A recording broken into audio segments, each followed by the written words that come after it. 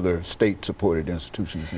It looks a little confusing because on the surface it may seem like those schools are more expensive than state schools or community colleges, but when you look at the kind of nurturing that goes on at the schools, when you look at what all the pieces of the puzzle do to create this wonderful graduate, they're very, very much in line with the neighbors down the street. And in many instances, our schools are right across the fence from a state schools and many times state HBCUs. And so they can hold their own. They really can, because we work to keep our tuition low.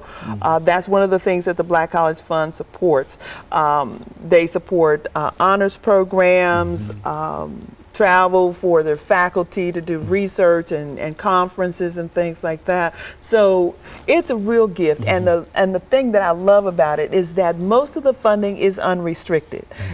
Many people want to give you money for a building that has their name on it, or they want to fund this or that or the other, but the money that comes from the United Methodist Church goes to the schools. And so today, if they need to fix the roofs, the funds are there. The funds are there, and we don't ask them any questions about, okay, so what did you do with that money today? It's a special gift. Now, they do have some special projects that they have to apply for, but for the most part the money goes to the schools every month regularly so that they can depend on that in their budget.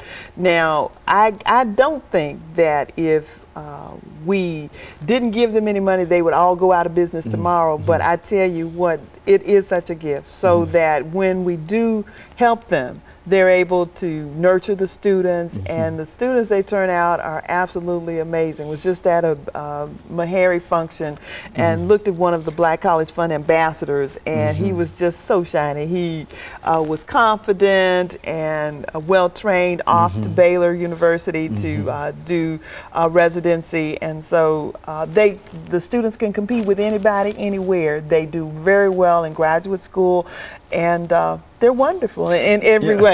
You know, I wanted you to say something specific about Meharry Medical College because it's been there a long time, and you went on to talk about it as if I had already, and that's exactly what, and I think that it has left an impression on you as if as the institution is really doing a lot of good and positive things. Is that what we say? Listen, they have research about what happens with seatbelt use, and Dr. Hildreth and his AIDS research is blessing the world, worldwide.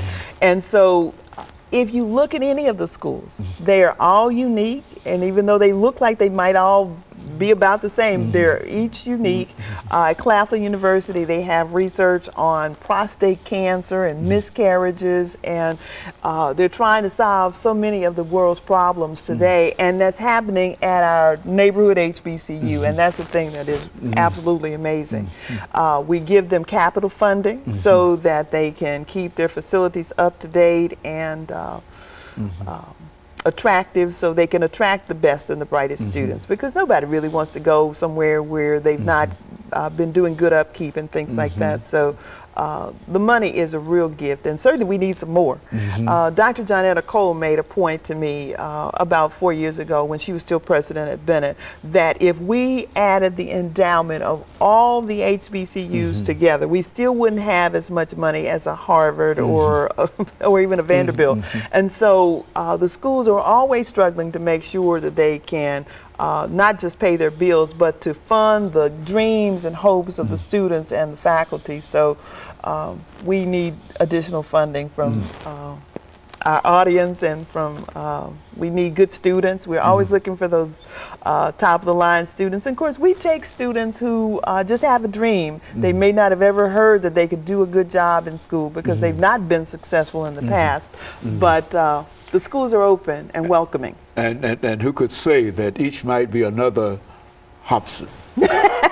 In the real sense, you're from Clark, and I would listen. imagine that what you're talking about really is your own rise and your own ability to be able to move from one place to another with the support of such institutions. And so I think you're just you're an example of what the institutions are doing, and that's what we were trying to get across today. That these institutions still need some support. You see, and no matter what they're doing, they really need some support, and that they've got excellent institutions as well as excellent examples of what these institutions are doing.